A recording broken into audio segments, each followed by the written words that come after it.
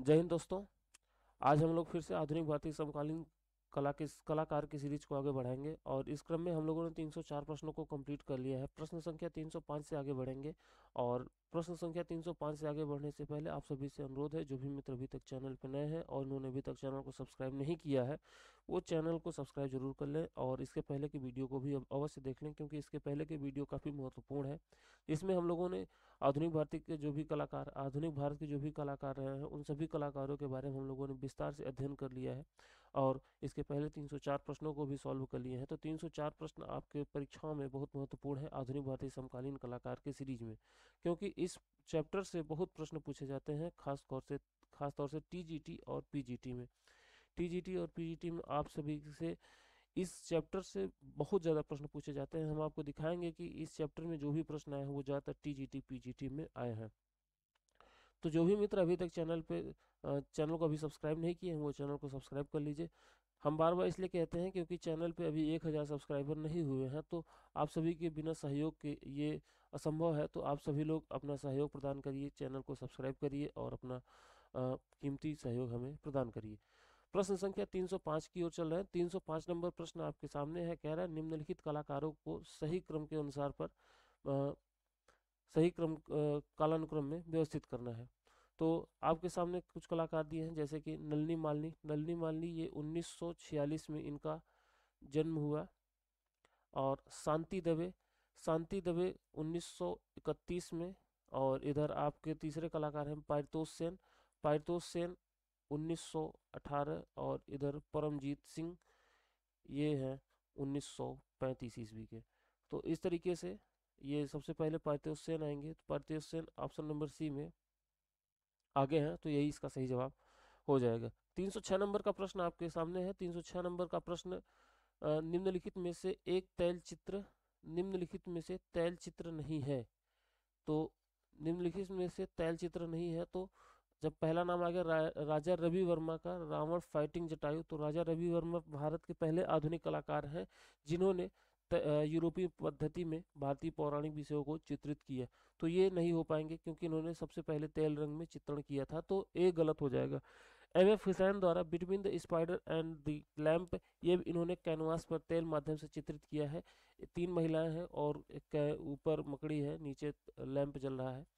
तो इस तरीके से इन्होंने चित्रित किया है, तो ये भी तैल माध्यम में इन्होंने किया है। तीसरा है जामिनी रंजन राय, ये लोक कलाकार हैं और ये भी इन्होंने तैल माध्यम में चित्रित नहीं किया है। ये बंगाल शैली के कलाकार हैं, इन्होंने जल और मतलब पानी माध्यम में, तैल माध्यम में नहीं, जल माध्यम में इनको पेंटेड किया है। और ऑप्शन नंबर सी इसका सही जवाब हो जाएगा। और जीएम शेख गुलाम मोहम्मद शेख हैं, इन्होंने स्पीक ट्रीट को तैल माध्यम में चित्रित किया है, तो इसलिए ये भी गलत हो जाएगा। 307 नंबर प्रश्न आपके सामने आ रहा है और 307 नंबर प्रश्न में कह रहा है कि विनोद बिहारी मुखर्जी का नाम आते ही आप सभी को एक बात आनी चाहिए कि विनोद बिहारी मुखर्जी बंगाल शैली के कलाकार हैं। ये नंदलाल बोस के शिष्य रहे हैं और नंदलाल बोस के शिष्यों में ये प्रमुख शिष्य इन्होंने शांति निकेतन में, क्या नाम है कि शांति निकेतन में हिंदी भवन चीनी भवन को पेंटिंग किया है। और इनके शिष्य हैं क्या नाम उनका, सत्यजीत रे। ठीक है। तो देखिए विनोद बिहारी मुखर्जी ने 1946 से 47 की मिड्यूअल सेंट्स भित्ति चित्र किस तकनीक से बनाया है, तो इसको इन्होंने बनाया है फ्रेस्को ब्रूनो। अब देखिए फ्रेस्को ब्रूनो और फ्रेस्को सेस्को दो चीजें आपके सामने दिख रही हैं। तो एक में सूखी पद्धति से काम किया जाता है, एक में गीले गीले भित्ति चित्र पर काम किया जाता है। ब्रूनो में क्या किया जाता है, इसको ब्रूनो कहते हैं, ब्यूनो ब्रूनो कुछ भी। इसमें सूखने के बाद चित्रण किया जाता है, जबकि सेस्को में जब वो सूखा नहीं रहता, गीला रहता है, तभी इसके माध्यम से चित्रण किया जाता है। तो ऑप्शन नंबर ए इसका सही जवाब हो जाएगा।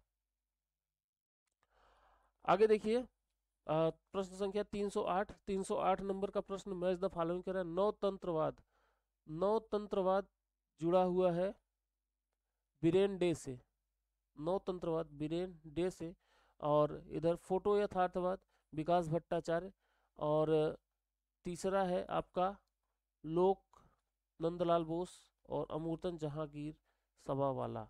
तो इस तरीके से 3, 1, 2 और 4 ऑप्शन नंबर ए इसका सही जवाब हो जाएगा। अगले प्रश्न की ओर चल रहे हैं। प्रश्न संख्या 309। 309 नंबर का प्रश्न आपके सामने है और कह रहा है मैच द फॉलोइंग। ये भी है इंद्राणी और इब्राहिम। इंद्राणी और इब्राहिम को किसने चित्रित किया है? के जी सुब्रमण्यम। ये केरल के कलाकार हैं। 1924 में इनका जन्म हुआ केरल में। Girl with the bell. Girl with the bell ये बनाया है एस सी उकील ने। एस सी उकील इधर है तीसरे नंबर पे।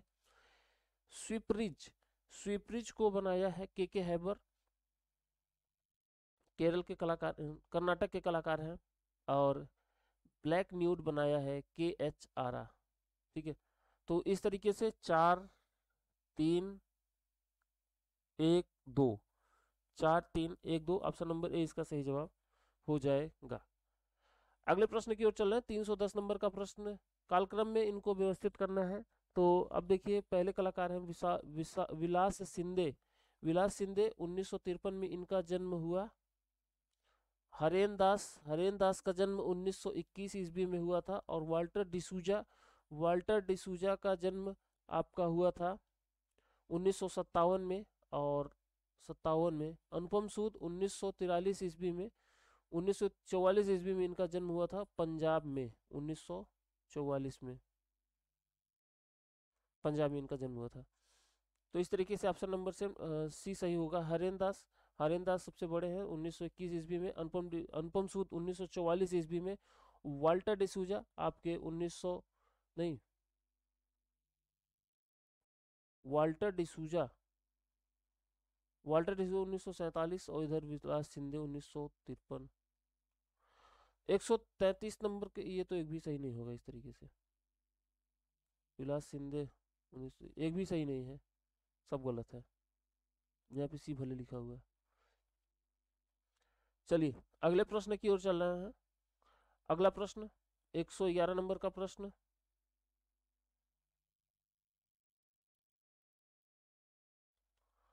111 नंबर का प्रश्न कह रहा है कि सही कालक्रम का चयन करिए। सही कालक्रम का चयन करिए। तो अब देखिए इनमें कई कलाकार दिए हुए हैं। तो के एस कुलकर्णी के बारे में हम लोग जानते हैं। कर्नाटक 1918 ईस्वी में इनका जन्म हुआ था कर्नाटक में।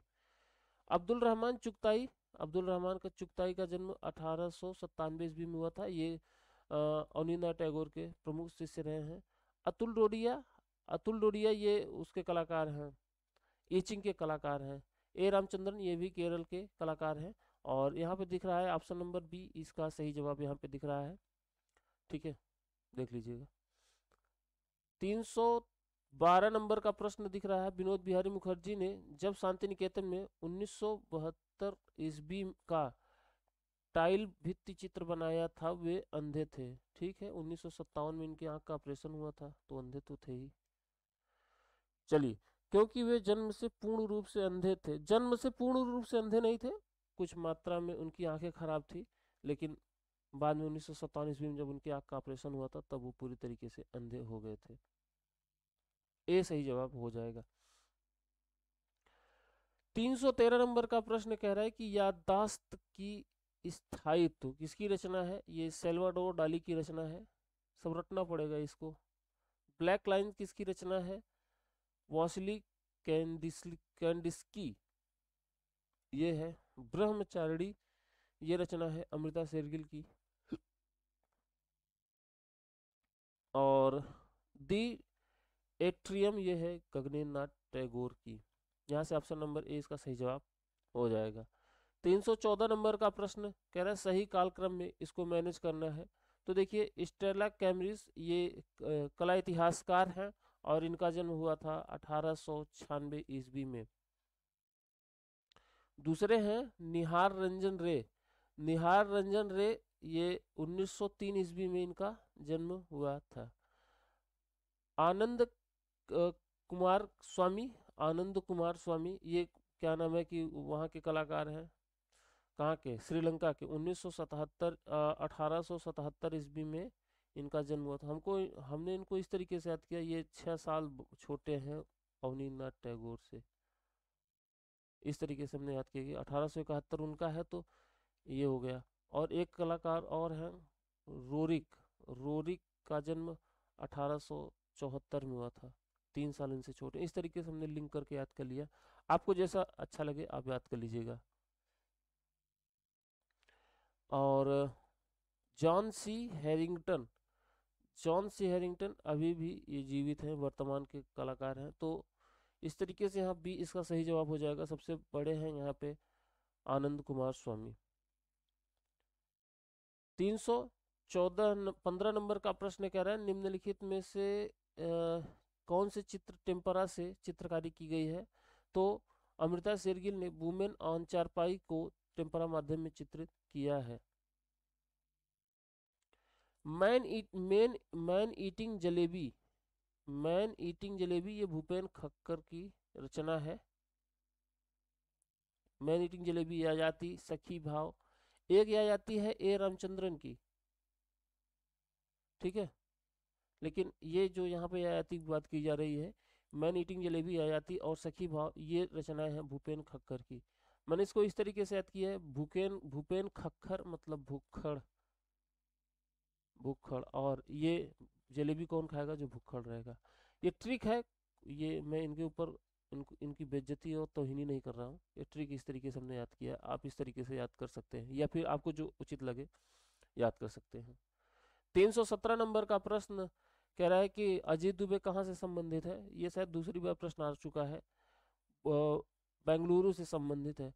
हनुमान काम्बली का नाम पहली बार आया है, ये गोवा से संबंधित कलाकार हैं। और कविता नायर को तो दूसरी बार आया है, इनका नाम दिल्ली से संबंधित है। गजराज चौहान पुणे से संबंधित है। ऑप्शन नंबर डी इसका सही जवाब हो जाएगा। 318 नंबर प्रश्न की ओर चल रहे हैं। 318 नंबर प्रश्न कह रहा है कि सतीश गुजराल के बारे में हम लोगों ने देखा, ये भित्ति चित्रकार थे और इन्होंने क्या नाम है कि अ, उसमें म्यूरल में भी काम किया है, ठीक है। तो सतीश गुजराल भित्ति चित्रों, चित्रकारी और स्थापत्य कला में अपने को सहज रूप से अभिव्यक्त करते हैं, तो सही बात है। तर्क कह रहा है वे बहुत से विषयों में प्रयोग करने के लिए प्रेरित रहते थे क्योंकि वे जन्म से गूंगे और बहरे थे। वे बहुत से विषयों में प्रयोग करने के लिए प्रेरित रहते थे क्योंकि वे जन्म से गूंगे बहरे थे। जन्म से गूंगे बहरे और इसमें कोई संबंध नहीं, तो आर गलत है, ए सही है। ऑप्शन नंबर ए इसका सही जवाब हो जाएगा। 319 नंबर का प्रश्न कालक्रम के अनुसार व्यवस्थित करना है। अमृता शेरगिल और देवयानी कृष्णा, अपर्णा कौर और वसुंधरा तिवारी, तो इनमें देख रहा है ऑप्शन नंबर ए इसका सही जवाब हो जाएगा, क्योंकि अमृता शेरगिल 1913 ईस्वी में इनका जन्म हुआ था। अपर्णा कौर का 1957 में, 53 में या 57 में इनका जन्म हुआ था। 220 नंबर प्रश्न की ओर चल रहे हैं। 220 नंबर प्रश्न करें, अमृता शेरगिल ने चित्रों में भारतीय विषय वस्तु को प्रमुखता से दर्शाया है। सही है, इन्होंने भारतीय विषयों को पाश्चात्य शैली में चित्रित किया है, तो कथन सही कह रहा है। तर्क कह रहा है क्योंकि वह राजा रवि वर्मा से प्रेरित थी। ये राजा रवि वर्मा से प्रेरित नहीं थी, ये भारत में अजंता गुफा शैली से, गुफा के चित्रों से प्रेरित थी, और ये पाल गोगिन से प्रभावित थी, यूरोपीय चित्रकार से। 221 नंबर का प्रश्न कह रहा है, अब्दुल रहमान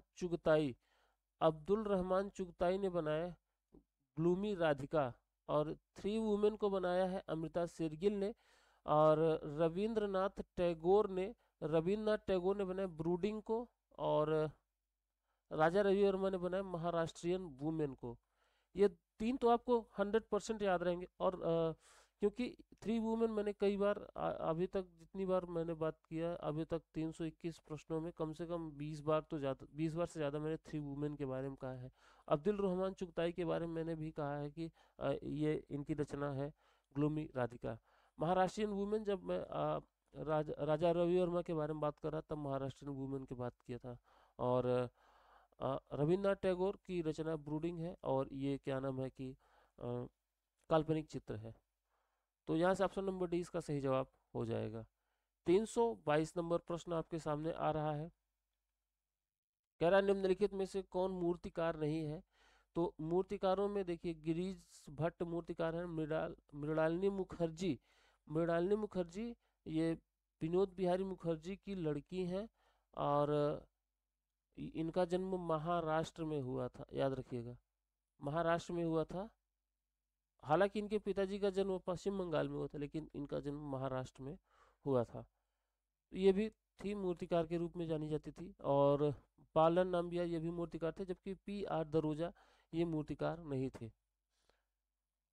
223 नंबर का 323 नंबर का प्रश्न क्या है, निम्नलिखित में से किस चित्र को मनोज बाबा ने निकटता से दर्शाया है।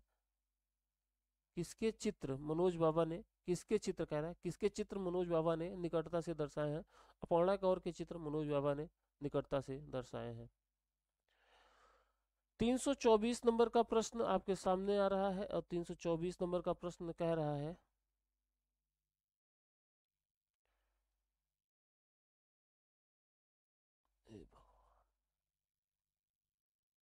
324 नंबर का प्रश्न है, निम्नलिखित में से किसकी चित्रकला में फोटो यथार्थवाद प्रदर्शित है।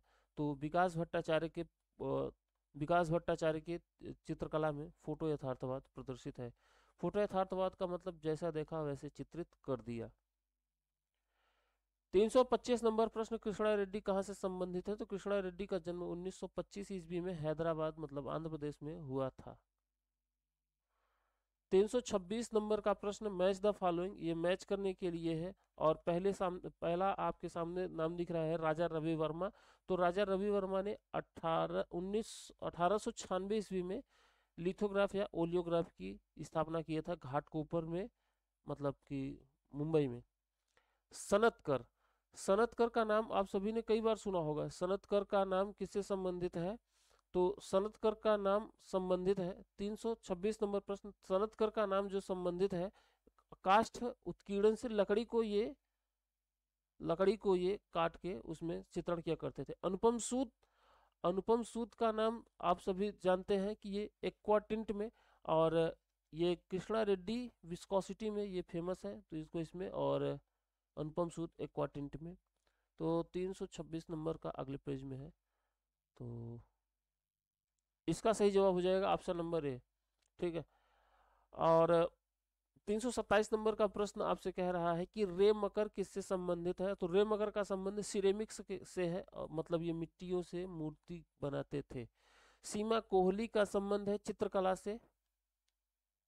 पंकज पंवार का संबंध है मूर्ति शिल्प से।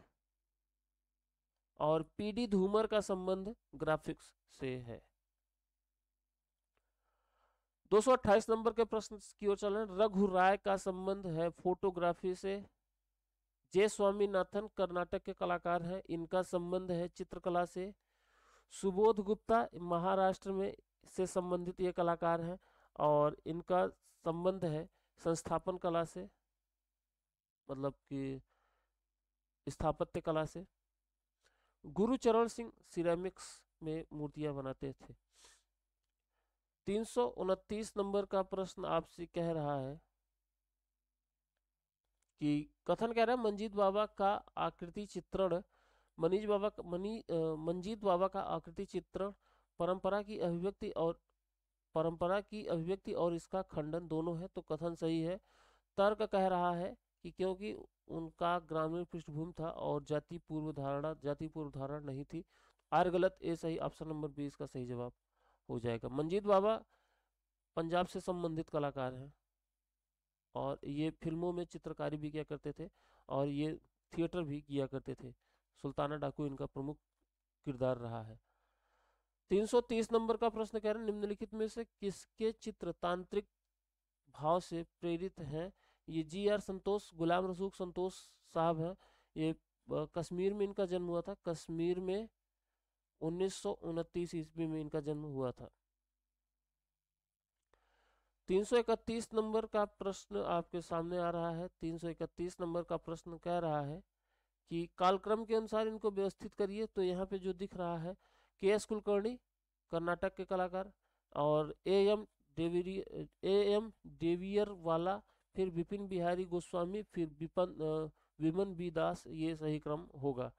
332 नंबर प्रश्न कह रहा है प्रिंट के लिए कागज की लुगदी के माध्यम का प्रयोग निम्नलिखित में से किसने किया? तो सोमनाथ होरे ने इसका प्रयोग किया। और सोमनाथ होरे के प्रमुख चित्रों, ये बांग्लादेश के, मतलब बांग्लादेश, वर्तमान बांग्लादेश में इनका जन्म हुआ था और तब के बंगाल में इनका जन्म हुआ था। और ये कहा करते थे कि मैं चित्र नहीं मैं घाव बनाता हूँ, मैं चित्र नहीं मैं घाव बनाता हूँ। ये अपने चित्रों में मनुष्य के घमंड का, मतलब कि मजाक बनाया करते थे। और इनके प्रमुख चित्र, एक तो घाव इनका प्रमुख चित्र है ही। देखिए यहाँ पे लिखा हुआ है कि बच्चा के साथ माँ, महिला, घाव, बाढ़, दो बहनें इत्यादि इनकी प्रमुख चित्र रहे हैं। 333 नंबर प्रश्न की ओर चल रहे हैं। 333 नंबर प्रश्न कह रहा है कि कथन कह रहा है कि निकोलस रोरिक के बारे में हमने बताया कि 1874 में इनका जन्म हुआ था रूस में। हिमालयी दृश्य चित्रों को टेम्परा माध्यम में चित्रित किया करते थे। तो ये बात सही है कि ये हिमाचल प्रदेश में रहा करते थे, वहीं पे चित्रण किया करते थे। तो कथन सही कह रहा है, ठीक है। कारण कह रहा है कि यह हिमालय के प्राकृतिक सौंदर्य से अत्यधिक प्रभावित थे, तभी तो चित्रण कर रहे थे। तो कथन और तर्क दोनों सही है। ऑप्शन नंबर ए इसलिए सही जवाब हो जाएगा। 334 नंबर प्रश्न की ओर चल रहे हैं। 334 नंबर प्रश्न आपके सामने आ रहा है और कह रहा है, कथन कह रहा है, जामिनी रंजन राय लोक विषयों को केंद्रित करके काली घाट पटचित्रों को सरल तथा जातीय शैली में चित्रित किया करते थे। कथन एकदम सही कह रहा है। तर्क कह रहा है क्योंकि वह उपनिवेशी भारत के अन्य चित्रकारों की भांति प्रसिद्ध होना चाहते थे, तो उनको उनके मन में कोई लालच लोभ नहीं था। तो आर गलत है, ए सही है। 335 नंबर का प्रश्न आपके सामने आ रहा है और कह रहा है कि रुपए का प्रतीक किसने दिया था? तो रुपए का प्रतीक को प्रोफेसर उदय कुमार ने दिया था।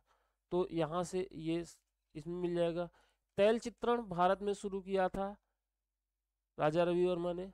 और इधर देखिए क्या नाम है कि टेम्परा माध्यम में काम किया यामिनी रंजन राय ने, अभी हम लोगों ने देखा ऊपर के प्रश्न में। प्रिंट मेकिंग करना आंध्र प्रदेश के कलाकार Krishna Reddy. Option number C यहाँ से सही जवाब हो जाएगा। 336 नंबर का प्रश्न कह रहा है, अब्दुल रहमान चुगताई 1897 ईस्वी में इनका जन्म हुआ था। ये अवनींद्रनाथ टैगोर के परम शिष्यों में से एक थे। तो अब्दुल रहमान चुगताई ने बनाया है ग्लूमी राधिका, और रविन्द्रनाथ टैगोर ने बनाया ब्रूडिंग। ये शायद क्वेश्चन फिर से रिपीट हुआ है। अमृता शेरगिल थ्री वुमेन और राजा रवि वर्मा महाराष्ट्रियन वुमेन। 337 नंबर प्रश्न कह रहा है, केजी सुब्रमण्यम केरल के कलाकार हैं। 1924 ईस्वी में इनका जन्म हुआ, केरल के कलाकार हैं, ठीक है। फेरी टेल्स ऑफ पूर्वपल्ली किस माध्यम में चित्रित है? तो ये मिश्रित माध्यम, ये बाद में चले गए थे वहां पे शिक्षा दीक्षा लिए थे बंगाल स्कूल से। और इन्होंने ही यहाँ पे of the king of the dark chamber भित्ति चित्र बनाया था लखनऊ में रविंद्रालय में। 338 नंबर प्रश्न की ओर चले। 338 नंबर प्रश्न कह रहा है, प्रिंट मेकर की उम्र के अनुसार उनको सही क्रम में व्यवस्थित करिए। तो अनुपम सूद तो जानते हैं 1944 ईस्वी में इनका जन्म हुआ था पंजाब में। दूसरे कलाकार हैं सोमनाथ होर, 1921 ईस्वी में हुआ था चट्टगांव बांग्लादेश में, वर्तमान बांग्लादेश में। और पलानी अप्पा स्वामी तीसरे कलाकार हैं। पलानी अप्पा स्वामी, इनका जन्म हुआ था 1957 में, 57 में। और ये कलाकार हैं राजा रवि वर्मा, 1848 में इनका जन्म हुआ था। 1906 में इनकी मृत्यु हो गई थी। अच्छा, एक बार ये प्रश्न पूछा है कि राजा रवि वर्मा ने अपने लिथोग्राफ प्रेस को मतलब कब बेचा था? तो 1901 ईस्वी में इन्होंने इसको बेच दिया था, ठीक है। किसके हाथ बेचा था? तो एक कलाकार आया था पुर्तगाल से, उसी के हाथ इन्होंने बेच दिया था। तो ऑप्शन नंबर 20 का सही जवाब हो जाएगा, सबसे बड़े हैं राजा रवि वर्मा। 339 नंबर का प्रश्न कह रहा है कि उस आधुनिक भारतीय अमूर्त चित्रकार और दार्शनिक का नाम बताइए जिसका पसंदीदा विषय प्रसंग चट्टाने व पक्षी रहे हैं। तो जे स्वामीनाथ कर्नाटक के कलाकार हैं, उनके बारे में ही ये बात कर रहा है। तो ऑप्शन नंबर ए इसका सही जवाब हो जाएगा। चलिए हम लोग चलते हैं अगले प्रश्न की ओर। 340 नंबर प्रश्न की ओर। 340 नंबर प्रश्न भी मैच कराना है। केसीएस पडिक्कर के बारे में सभी लोग जानते होंगे। चोल मंडलम गांव की स्थापना इन्होंने ही किया है। और इनकी जो रचना है, इनकी रचना है बोर्ड्स एंड सिंबल सीरीज। दूसरा विकास भट्टाचार्य जी डॉल सीरीज इनकी रचना है। और तैयब मेहता का संबंध ब्लू डायगोनल सीरीज। और राम कुमार बनारस घाट सीरीज। ठीक है, तो यहाँ से मैच कर लीजिएगा। अगर आपको एक ही याद होता ना तो भी काम हो जाता। बनारस घाट सीरीज, राम कुमार, इसमें एक ही था, बी वाला सही हो जाता।